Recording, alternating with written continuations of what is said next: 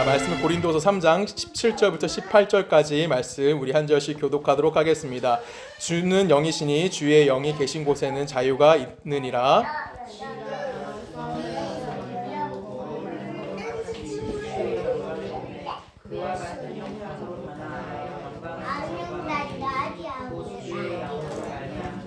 아멘. 함께 기도하십니다. 사랑이 많으신 하나님 감사합니다. 하나님의 사랑과 하나님의 은혜 안에 우리가 살아있음을 다시 한번 고백합니다. 이제 말씀 듣습니다. 전하는 자 듣는 자 모두 하나님 앞에 겸손하게 하여 주시고 우리가 이 말씀을 받아들이며 내 머리만 키워가는 것이 아니라 내 삶으로 하나님의 백성임을 실천해 나갈 수 있는 복된 자들 되게 하실 걸 믿사오며 살아계신 예수 그리스도의 이름으로 감사하며 기도했습니다. 아멘. 우리가 계속해서 바울이 그 3장의 고린도 3장을 통해서 자기의 사도직에 대한 변론하는 내용을 보고 있습니다. 특별히 오늘은 이제 그 변론에서 핵심되는 내용, 왜 우리가 그리스도 안에 있을 때 우리에게 주어지는 것이 무엇이고 그 주어지는 것을 가지고 내가 어떤 삶을 살아가야 되는지에 대해서 이야기하는 내용이 증명합니다. 그래서 우리가 먼저 생각해볼 말씀은 18절에 나오는데 17절에 나오는데 17절에 보면 뭐라고 되어 있습니까? 주는 영이시니 주의 영이 계신 곳엔 자유가 있느니라. 쉽게 말하면 우리 예전에 이 찬양 많이 기억하실 거예요. 주의 영이 계신 곳에 참 자유가 있나니, 이런 찬양을 여러분 기억하시는 분 계실지 모르겠는데 그 내용을 오늘 여기서 다루고 있는 겁니다. 그러면 여기서 질문이 생기는 거예요, 여러분. 주의 영이 계신 곳에 자유가 있다라는 말은 무슨 의미를 가지고 있을까요? 여기서 주의 영이라는 의미를 우리가 좀 생각해 볼 필요성이 있습니다. 여러분, 주의 영이 뭐죠? 주의 영. 이렇게 뭐 성령이라고 이해하는 사람도 있을 거고 뭐 다른 여러 가지 이야기할 수도 있습니다. 근데 주의 영이라고 하는 것은 쉽게 말하면 예수 그리스도께서 우리를 위해 십자가에 달려 돌아가심을 통해서 우리가 누구와 교제할 수 있게 된 거죠? 예수와 교제할 수 있는 권한이 우리에게 허락되어졌다는 겁니다. 그 예수와 교제함을 통해서 우리 안에 무엇이 주어졌다고 이야기하냐면 우리 안에 자유가 주어졌다라고 이야기해요. 그러면 여러분, 예수가 여러분을 찾아와 주시고 여러분을 교제할 수 있게 되어졌다라고 이야기하는 우리 안에는 무엇이 찾아온 겁니까? 구원이 찾아왔다라는 겁니다. 그렇기 때문에 여기서 말하는 첫 번째 자유가 갖는 의미는 뭐냐면 구원으로부터 우리에게 주어지는 자유라는 것을 이야기합니다. 그러면 내가 죄로부터 자유함을 되는 거고 악으로부터 뭐가 되는 겁니까? 자유함을 누릴 수 있게 되어졌다라는 것에 대해서 우리들에게 이야기해주고 있다라는 거예요. 근데 핵심적인 단어가 여기 하나 더 등장합니다. 뭐죠? 주의 영이 계신 곳이라는 거예요. 이미 구원을 하나님께서 인간을 구원하시기 위해 먼저 주셨던 것이 하나 있어요. 그것이 무엇이냐면 율법이라는 겁니다. 근데 율법으로서 인간을 구원할 수 있었습니까? 없었습니까? 율법으로 인간을 구원할 수 없었기 때문에 하나님이 선택하신 방법은 예수 그리스도를 이 땅에 보내주심을 통해서 인간의 모습으로 구원을 완성함을 통하여 그 구원에 우리가 참여할 수 있는 자가 되어질 수 있게 해주신다는 거예요. 그래서 주의 영이 계신 곳과 무엇이 비교가 이루어진 걸까요? 율법과 비교가 이루어질 수밖에 없는 구조를 우리에게 보여주고 있다는 겁니다. 그래서 3절에 보면 이렇게 표현해요. 고린도서 3장 3절에 보면은 너희는 우리로 말미암아 나타난 그리스도의 편지니 이는 먹으로 쓴 것이 아니요 오직 살아계신 하나님의 영으로 쓴 것이니, 주의 영으로 쓴 것이나 하나님의 영으로 쓴 것이 같은 의미라고 생각하시면 됩니다. 또 돌판에 쓴 것이 아니요 오직 육의 마음판에 쓴 것이다 라고 이야기합니다. 육의 마음판에 썼다라고 이야기해요. 그동안 돌판에 쓰였던 건 뭐예요? 모세를 통해서 이스라엘 백성에게 주어졌던 하나님의 율법, 대표적으로 10계명을 이야기하는 겁니다. 근데 이제는 하나님이 돌판에 쓰여진 것이 아니라 그동안 뭐로 썼다고 표현한다면 이제는 뭐로 쓴대요? 하나님의 영이 우리 마음에 들어서 우리 마음의 판에 뭐하셨다는 겁니까? 그거를 직접 써 넣어주셨다라고 이야기하는 거예요. 그러면 옛 언약과 새 언약의 차이가 무엇인지에 대해서 우리가 좀 고민해 볼 필요성이 있는 거죠. 우리 예레미야로 갑니다. 예레미야 한 절씩 읽을게요. 31장입니다. 여호와의 말씀이니라. 보라, 날이 이르니 내가 이스라엘 집과 유다 집에 새 언약을 맺으리라.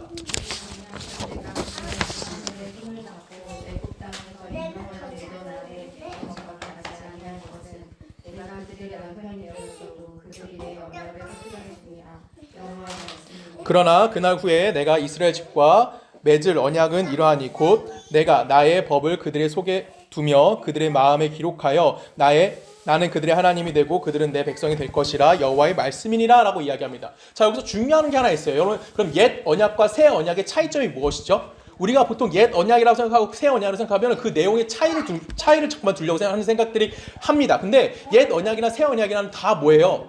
언약의 내용은 동일하다라는 거예요. 근데 이스라엘 백성이 그 언약을 지켰어요? 못 지켰어요? 못 지킵니다. 돌판에 줬던 그 언약을 못 지키기 때문에 하나님이 그 어느 정도까지 이스라엘 백성이 그 언약을 지키기를 원하셨냐면 32절에 보면 뭐라고 되어 있습니까? 내가 그들의 남편이 되었어도 라고 이야기해요. 그럼 남편이 됐다는 건 뭐예요? 그만큼 친밀하고 관계를 깊게 맺었음에도 불구하고 이들이 뭐 했다는 거예요? 그 언약을 지켰다 못 지켰다? 지키지 못했다라는 거예요. 그러면 여기서 우리 하나 단서를 얻을 수 있다는 거죠. 그것이 돌판에 쓰여져 있기 때문에 단순히 이스라엘 백성들이 하나님의 언약을 지키지 못했다는 얘기를 하는 걸까요? 이게? 아닙니다. 이스라엘 백성 자체가 뭐 하는 거예요? 그 언약을 지키고자 하는 마음이 그들 속에 존재하지 않았다라는 거예요. 이들이 하나님의 말씀을 지키고자 하는 마음이 없었기 때문에 성경의 말씀을 끌어오면 그들 마음이 완악하였기 때문에 뭐 하는 겁니까? 그들은 언약을 지키지 않았다라는 겁니다. 그렇기 때문에 하나님 이제 뭐 하시겠다라는 거예요? 이제는 내가 직접 너희들 안에 들어가서 이제는 겉에 외부적인 조건으로 너희들에게 다가가는 것이 아니라 내부를 변화시켜주겠다라고 이야기하는 겁니다. 이것이 우리들에게 가장 주는 핵심적인 내용이라는 거예요. 그래서 예수 그리스도로 말미암아 우리에게 주어진 새 언약은 예전에 하나님의 언약과 동일해요. 뭐예요? 하나님 우리의 하나님이 되시는 거고 우리는 그의 백성이 되는 것 끝입니다. 이게 언약이에요. 근데 이 언약을 예전에는 율법이라는 걸 통해서 뭘 하게 만드신 거예요? 이스라엘 백성들이 지켜야 하겠다라는 그런 지킬 수밖에 없다는 것을 이야기했다며 이제는 우리 안에 예수 그리스도를 주심을 통해서 우리 마음에서 무엇이 일어나는 거예요? 그것을 내가 지키기를 소원하는 소망이 내 안에서 뭐 하게 되는 겁니까? 발현되어질 수 있게 되어졌다라고 이야기하는 겁니다. 율법은 여러분 핵심적인 내용은 딱 하나예요. 율법의 핵심은 뭐였습니까? 이것을 하면 우리가 뭘 받는다? 복 받는다. 이것을 하지 않으면 뭐 한다? 우리가 벌 받는다. 즉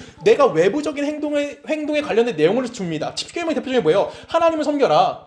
뭐죠? 우상을 만들지 말라. 안식일을 거룩하게 지켜라. 여호와 이름을 망령 때 일컫지 말라. 기본적인 내용이 이걸 갖고 간다고요. 근데 이건 뭐예요? 다 내가 이걸 지켰냐 지키지 않느냐를 통해서 내가 벌과 상이 주어지는 그 어떤 조건에 지나지 않게 되는 거예요. 근데 이제는 예수 그리스도 여러분 안에 마음에 들어옴을 통해서 이제는 내가 뭐 하게 되는 거예요?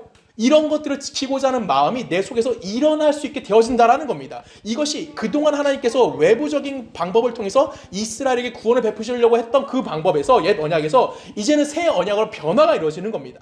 그래서 변화가 이루어짐을 통해서 이제는 내가 뭐 하게 되는 거 스스로 내 안에서 하나님의 것을 지키고자 하는 소망이 일어나게 되어지는데 그것이 누굴 통해서 이루어진다는 거예요? 그리스도 예수 안에서 우리들에게 주어지게 되어진다라는 겁니다. 이걸 우리가 항상 기억하셔야 하는 거예요. 그동안 외부의 조건이었어요. 내가 이걸 하고 이걸 하면 하나님의 백성이 되는 거고 이걸 하지 않고 이걸 하지 않으면 하나님부터 내가 뭘 받을 수 있는 거야? 복을 받을 수 있는 조건을 갖고 있었는데 이제는 내가 뭔가 해야 되는 그 어떤 조건에 매여 있는 것이 아니라 거기로부터 무엇이 주었다고 우리 안에? 자유가 주어짐을 통해서 내 스스로가 뭐 하게 되는 거예요? 그 일을 행하고자 하는 마음이 생길 수 있게 되어졌다라는 겁니다. 이것이 바로 우리들이 누려야 되는 자유의 첫 번째인 거예요. 그래서 단순하게 어떠한 죄로부터의 자유다 아니면 악으로부터의 자유다 아니면 심판으로부터의 자유를 우리에게 주어짐을 통해서 우리에게 구원이 졌다라는 것에 멈추는 것이 아니라 새 언약은 우리에게 뭘 주는 겁니까? 이제는 내가 율법이 요구하는 것과 내가 하고 싶은 것 하고자 하는 일이 뭐 하는 거예요? 충돌이 일어나는 것을 깨닫게 되어지는 겁니다. 왜 내가 율법이 우리에게 요구하는 것과 내가 하고자 하는 일이 충돌이 일어날 수밖에 없을까요? 이유는 간단해요. 여러분 율법 지킬 수 있어요? 없어요?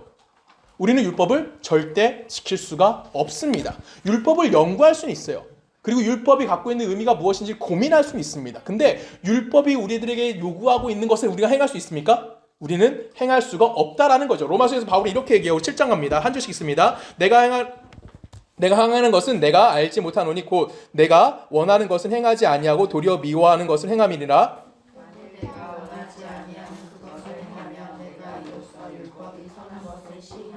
이제는 그것을 행하는 자가 내가 아니요 내 속에 거하는 죄니라.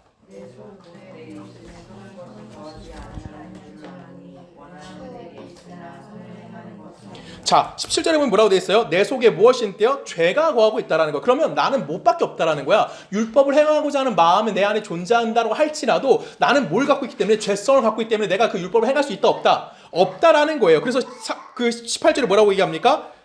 내가 원함은 내가 있다라는 거예요. 내가 율법을 행하고자 하는 원함은 내가 갖고 있지만 선을 행하는 수에 있다 없다? 없다라는 겁니다. 이것이 율법이 갖고 있는 한계라는 거예요. 율법은 뭐예요? 끊임없이 우리가 무언가 할 수 있게끔 하는 그 행동에 지침을 주는데 그것이 내 안에서 일어날 수 있다 없다? 일어날 수 없다라는 겁니다. 그래서 누가 이 땅에 오신 거예요? 예수가 이 땅에 오심을 통해서 이제는 뭐 하게 되는 거야? 내 속에 들어와서 직접 그 안에 뭘 쓰시는 거예요? 당신의 글과 당신의 법을 쓰셔주는 겁니다. 그래서 이제 내가 뭐 할 수 있는 거예요? 예수가 하나님이 원하는 삶을 살아가고자 하는 마음의 그 열정이 일어나는데 그 열정이 정말 뭐 할 수밖에 없는 거 부딪히는 거예요. 왜? 나는 내가 선을 행할 수 있는 능력이 내게 있어 없어? 없다라는 거죠. 그래서 우리는 누구를 의지해야 된다는 거야? 예수 그리스도를 의지함을 통해서 내가 이제는 무언가로부터 얽매인 데서 자유함을 누리는 것을 넘어서서 뭐 하게 되는 겁니까? 그것을 행하고자 하는 기쁨이 내 안에 주어진다는 거예요. 그것이 바로 무엇이냐면 오늘 본문에 나오는 주의 영이 계신 곳에 자유함이 있다라는 겁니다. 이 자유함은 죄로부터의 자유함을 기본 베이스를 갖고 있긴 하지만 모두 갖고 있는 거예요. 그것을 행하고자 하는 마음의 소원, 마음이 원함이 그 안에서 발현되어지는 것을 뭐 하는 겁니까? 내가 인식할 수 있게 되어지는 것이 우리 안에 주어지는 자유라는 거예요. 여러분 종이라고 생각해 볼게요. 여러분 종이라고 생각했을 때 여러분 내가 종으로서 누릴 수 있는 자유가 뭘까요?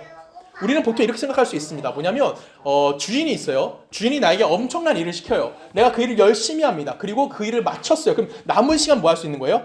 자유를 누릴 수 있다라고 우리는 착각을 하는 거예요.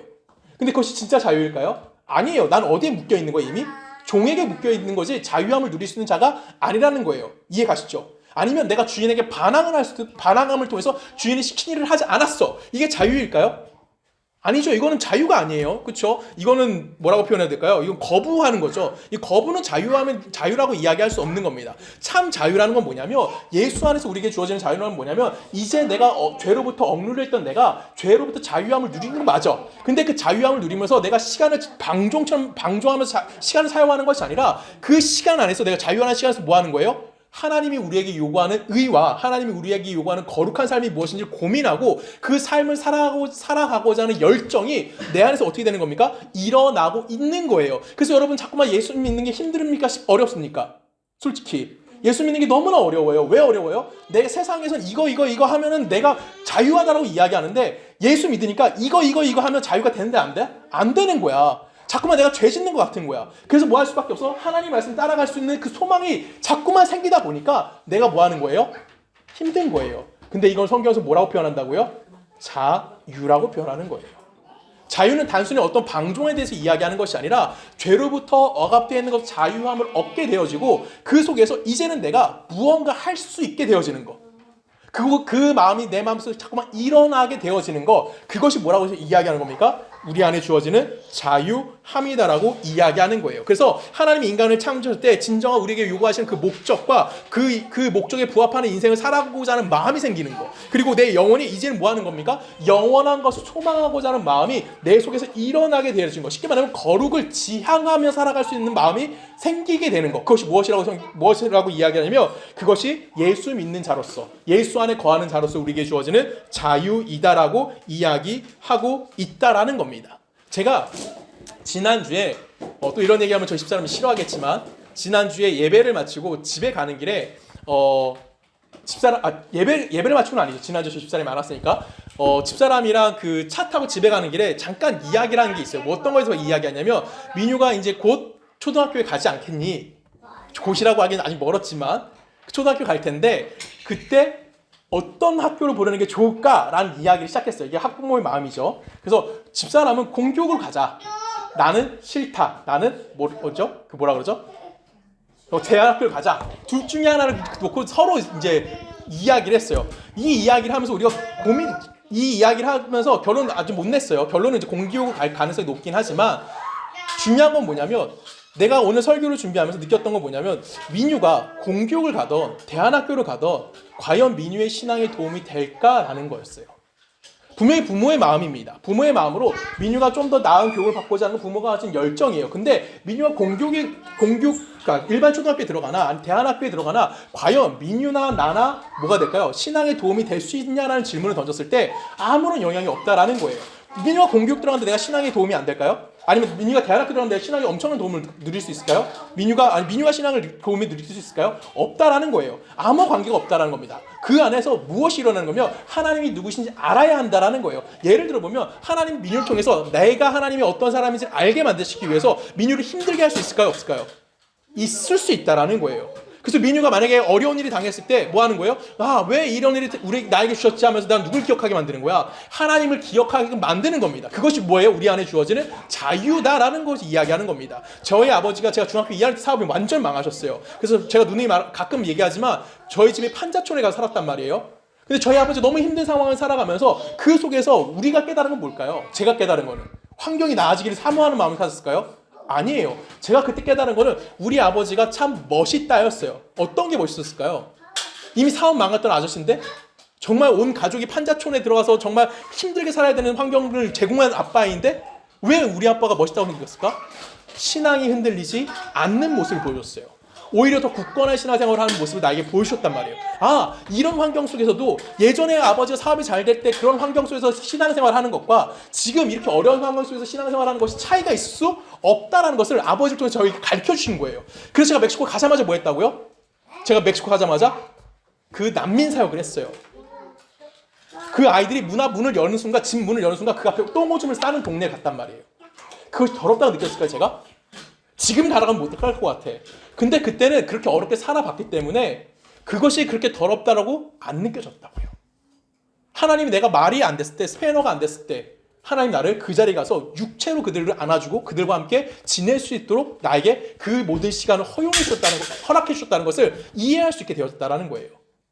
이해가십니까? 그러면 내게 주어진 모든 삶의 현장과 시간과 모든 것들은 그리스도 안에서 하나님의 백성으로 살고자 하는 열망을 일으키게 수 있는 하나님이 우리에게 지금 뭐라는 겁니까? 자유이다라고 성경을 우리들에게 이야기해주고 있다라는 거예요. 그래서 바울이 우리에게 이야기하는 자유, 그리스도 안에서 우리가 참 자유를 누린다는 것은 뭐예요? 내가 무엇으로부터 자유에 멈춰지는 것이 아니라 무엇을 하고자 하는 자유가 누구 안에? 내 안에 일어나게 되어지는 것. 그 무엇을 하고자 하는 뭐예요? 하나님의 거룩을 닮아가고자 하는. 이제는 내가 죄의 종이 아니라 하나님의 백성으로서 하나님이 우리에게 준 새 언약이 뭐예요? 예수를 내 안에 주심을 통해서 이제는 내가 하나님의 백성으로 삶을 살아가고 있다는 그 열정을 내 안에 보여주시는 거예요? 부어주시는 겁니다. 그렇게 하기 위해서 하나님이 여러분에게 돈 내라고 하시죠? 그렇게 하기 위해서 하나님이 여러분에게 봉사라고 하십니까? 아니죠. 그렇죠? 하나님이 여러분에게 요구하시는 건 뭡니까? 힘과 뜻과 마음을 다하여 주 너의 하나님을 뭐해라? 사랑하라예요. 여러분의 헌금하라고 안 해요. 하나님은 여러 개 봉사란 말 안 합니다. 하나님은 교회가 아름답고 좋은 건물을 갖고 있어야 된다고 이야기하지 않아요. 우리에게 뭘 요구하시는 거예요? 하나님은 너의 마음과 너의 뜻과 너의 힘을 다하여 누굴 사랑하라고요? 주 너의 하나님을 사랑하라는 것을 요구하고 계시다라는 거예요. 우리는 그 삶을 살아가기 위해서 뭐 하는 겁니까? 최선을 다하는 노력을 해야 한다라는 것이죠. 그래서 우리는 하나님이 내게 요구하는 것이 무엇인지를 분별할 수 있는 통찰력이 우리 안에 요구가 되어지는데 문제는 이스라엘 백성들이 이것에 성공했을까요? 실패했을까요? 실패를 합니다.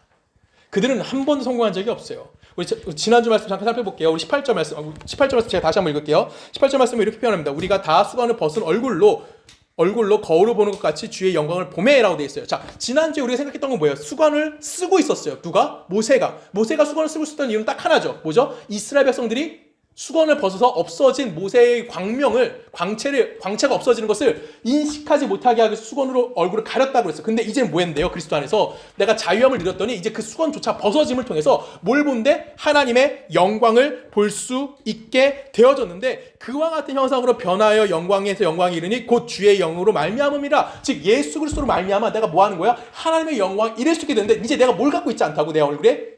수건을 가지고 있지 않다라는 거예요. 즉 내 힘과 내 뜻을 가지고 뭐 하는 거예요? 하나님의 영광이 무엇인지 바라볼 수 있는 자가 되어졌다라는 겁니다. 그 생각이 누구 때문에 이루어질 수 있다고요? 예수 그리스도만으로 우리 안에 자유가 주어지고 그 자유함으로 내가 그 마음에 생길 수 있다는 것을 바울이 우리들에게 이야기해주고 있는 거예요. 근데 지난주에 우리는 이 얘기를 봤어요. 3장 15절은 뭐라고 했습니까? 오늘까지 모세의 글을 읽을 때 수건이 그 마음을 덮었도다.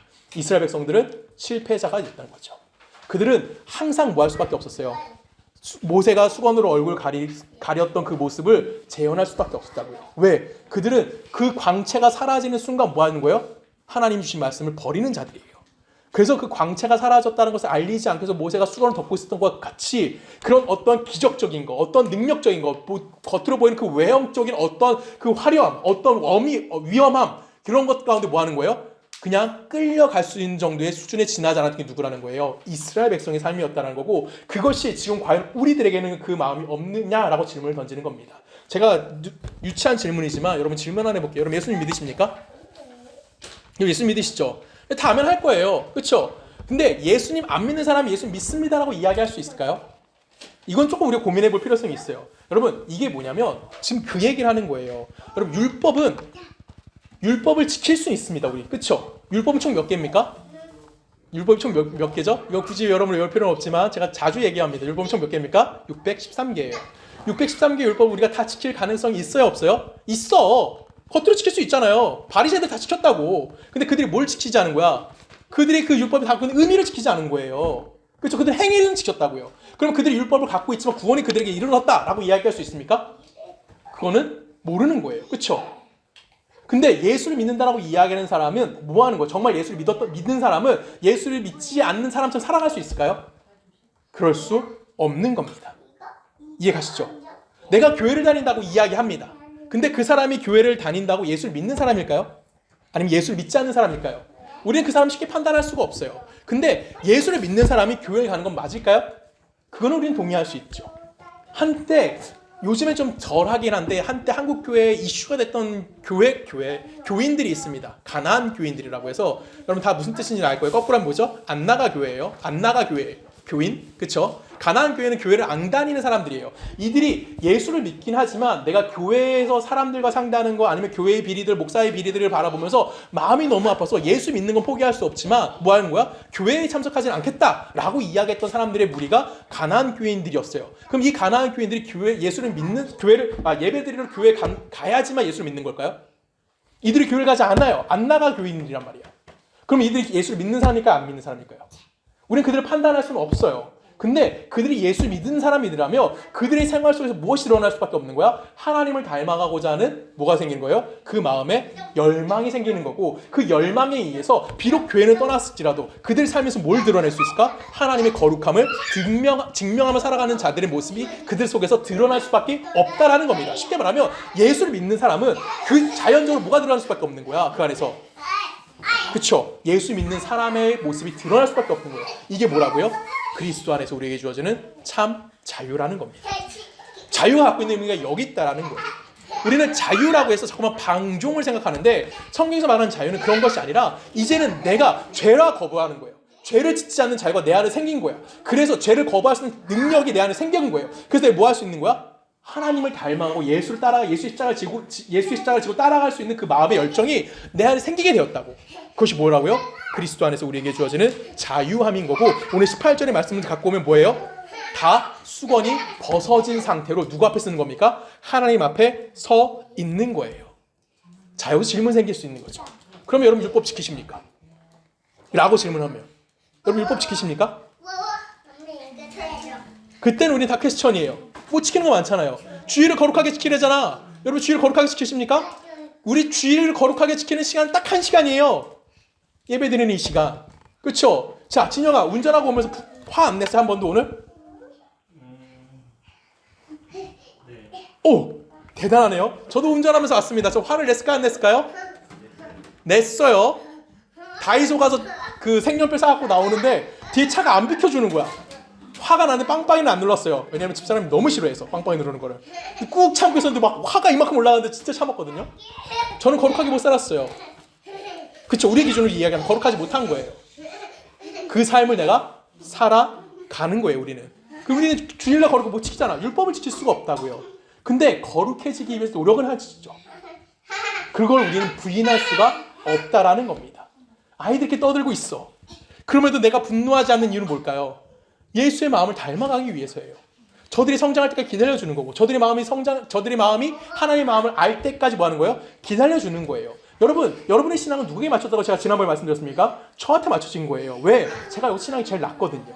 가장 낮은 자, 가장 어린 자에게 신앙이 맞춰지는 거예요. 그 사람과 함께 성장하기 위해서 뭐 해주는 거면 여러분 지금 뭐 하고 있는 거예요? 기다려주고 있는 거잖아.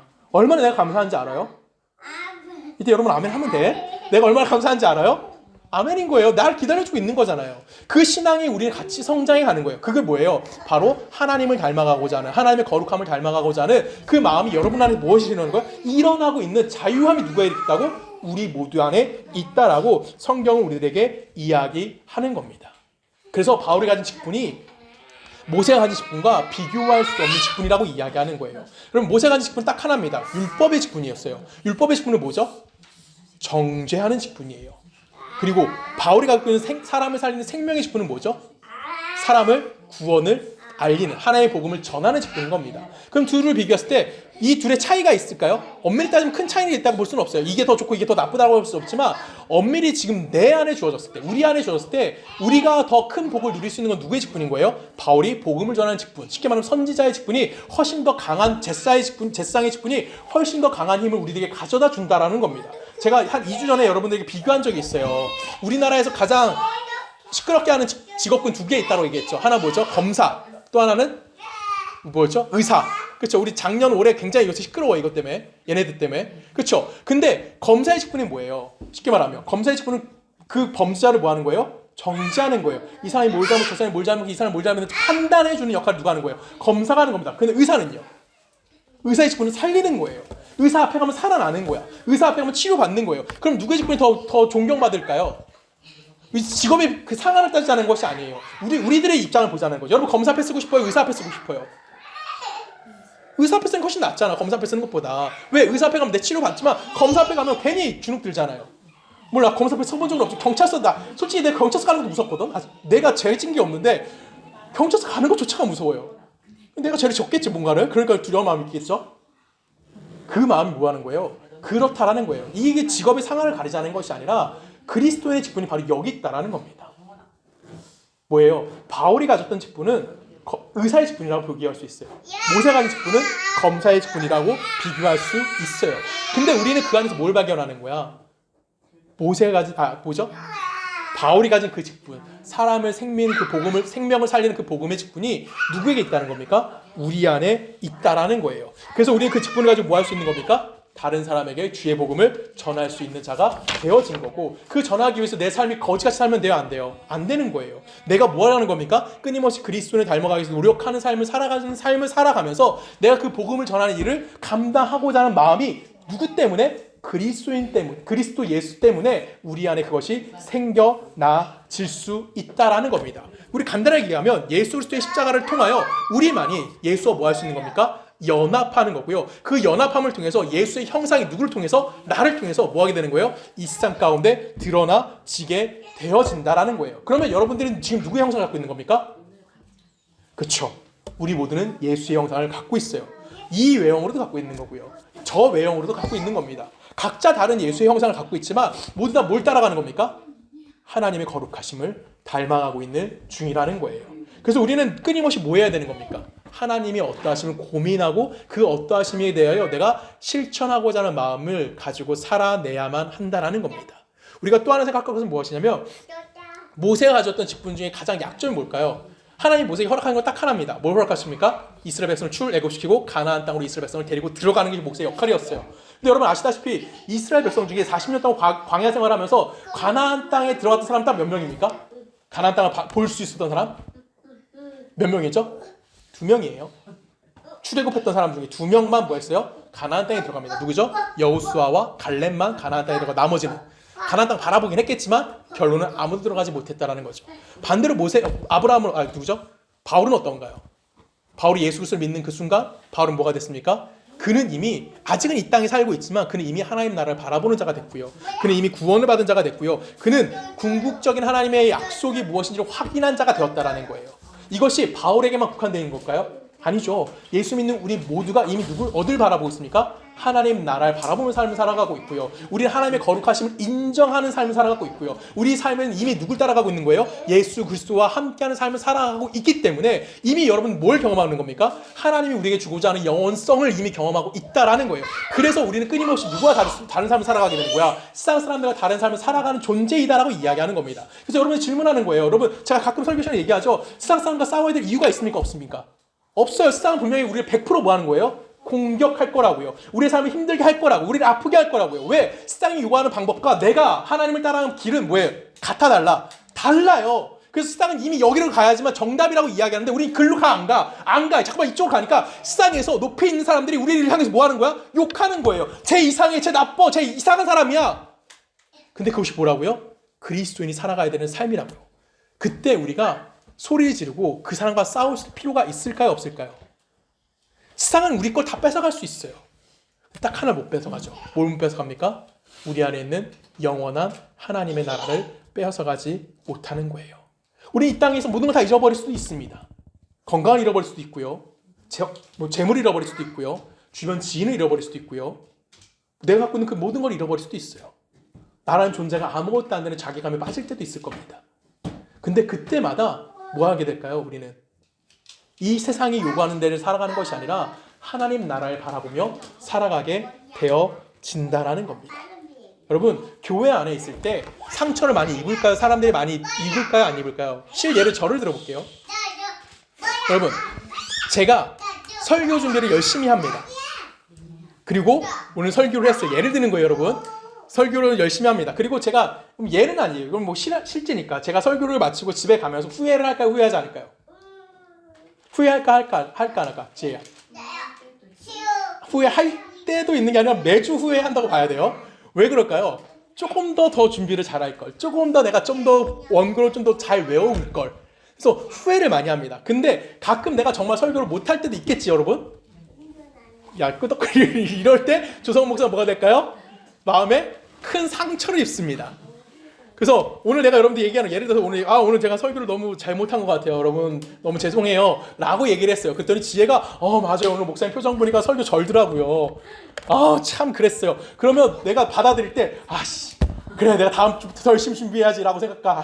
난 망했어. 이렇게 얘기할까요? 당연히 후자죠. 그렇죠. 나도 그렇다고요. 교회 안에서 우리는 항상 회피할 수 있는 것은 아니라는 거예요.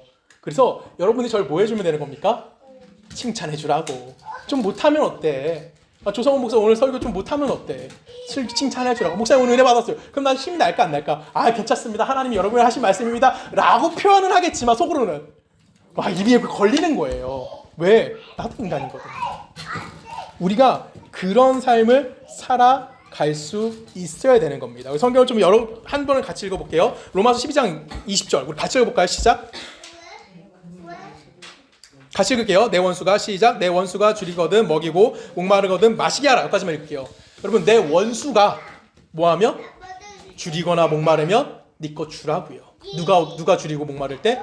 원수가. 이게 누가 할 일이라고요? 그리스도인들이 해야 되는 일이라고요. 17절을 보면 또 이렇게 표현해요. 아무에게도 악으로 갚지 말고 모든 사람 앞에서 선한 일을 뭐하라? 도모하라. 여기서 말하는 선한 일은 뭐예요? 하나님의 거룩함이에요.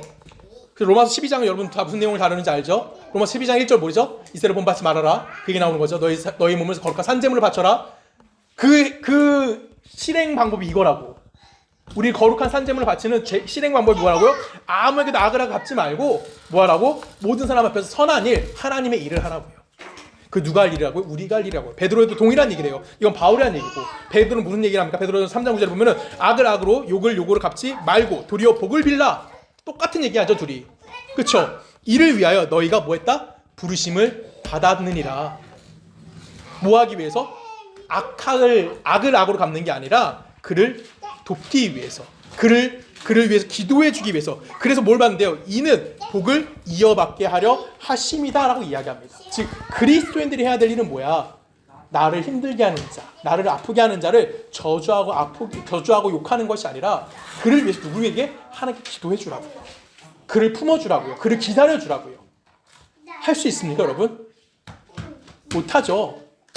못해요. 근데 그 마음이 우리들 마음에서 끊임없이 일어날 거라고. 왜? 우리는 그리스도 안에서 뭘 누리고 있는 자들이기 때문에 자유함을 누리고 있는 자들이기 때문에 그래요. 우리 갈라디아서 6장도 읽어볼까요? 6장 9절 제가 있습니다. 우리가 선을 행하되 낙심하지 말고 포기하지 아니하면 때가 이름에 거두리라. 여러분 선을 행할 때 낙심할 일 생긴다고요. 포기할 만한 일 생긴다고요. 그때 뭐 하지 말라고요? 하지 말라고 그런 거. 왜? 하나님의 때가 반드시 여러분들에게 찾아온다라는 겁니다. 여러분 이거는 아멘 하시면 좋겠습니다. 우리는 이 선행한다는 것이 누군가에게 뭐 밥을 사주고 누군가를 인정해 누군가를 해주는 것이 아니라 이 선은 뭐예요? 하나님의 거룩함을 닮아가는 거예요. 내가 하나님의 거룩함을 닮아갔을 때 뭐 하는 겁니까? 내가 남보다 좀 잘났을지라도 그것을 자랑하는 자가 되는 것이 아니라 기다려주라고요. 내가 하나님을 닮아가기 위해서 닮았기 때문에 예수의 성품을 닮았기 때문에 뭐 하는 겁니까? 온유해지라고요. 내가 예수의 성품을 알고 있는 자이기 때문에 뭐 하라고요? 오래 참으라고요. 그것이 누구의 역할인 거예요? 그리스도인들의 역할이다라고 성경 우리들에게 이야기해 주는 거예요. 왜 그럴까요? 여러분 저 포함해서 여기에 있는 모든 사람들은 다 연약한 자들이고요. 여기에 있는 모든 자들은 다 약한 자들인 거예요. 우리의 약점을 다 갖고 있습니다. 여러분 중에 완벽한 사람은 존재하지 않습니다. 그래서 우리는 뭐 하는 겁니까? 그 사람을 기다려줄 수 있는 마음의 여유를 가져야 하는 거예요. 그것이 하나님이 우리에게 주신 구원인 거고요. 그 구원을 통해서 우리에게 주어지는 자유함이라는 겁니다. 그래서 여러분 인생에서 여러분 낙심하지 않았으면 좋겠습니다. 여러분 힘들게 하는 자들 때문에 그 원수라는 표현을 쓰겠습니다. 원수를 용서해 줄 수 있어야 되고요. 원수를 사랑해 줄 수 있어야 되는 겁니다. 그것이 그리스도인으로서 내가 더 풍성한 삶을 살아가는 거고 그거는 누구만 할 수 있는 거예요? 우리만이 할 수 있는 자유이다라는 겁니다. 하나님 안에서 그리스도 안에서의 참 자유함이 여러분에게 있기를 소원합니다. 그리고 그 자유를 누리며 하나님의 거룩함을 닮아갈 수 있는 복된 교회가 되기를 주님의 이름으로 간절히 부탁드립니다. 우리 함께 기도하시겠습니다. 사랑의 이름하신 아버지 하나님 주님에 감사합니다. 하나님 우리를 사랑하시고 우리를 인도하시고 우리와 함께하여 주시니 너무나 감사합니다. 하나님 우리는 인간이기에 이 세상 가운데 좌절하고 넘어질 때가 너무나 많습니다. 하지만 주님이 주신 그 자유함을 누리고 내가 하나님의 거룩함을 닮아가며 더욱더 그 자리에서 힘을 내며 나아갈 수 있는 복된 자들 되어줄 수 있도록 우리와 함께하여 주시옵소서. 이제는 예수 그리스도의 은혜와 성부 하나님의 사랑과 성령님의 내주되심이 하나님의 백성으로서 당신의 거룩함을 닮아가기를 소원하는 자유를 온전히 누리기를 소원하는 우리 소동네 분 성도님들의 삶과 그들의 가정과 그들의 직장과 그들이 살고 있는 모든 나라 가운데 지금부터 영원히 함께 하시기를 간절히 축원하옵나이다.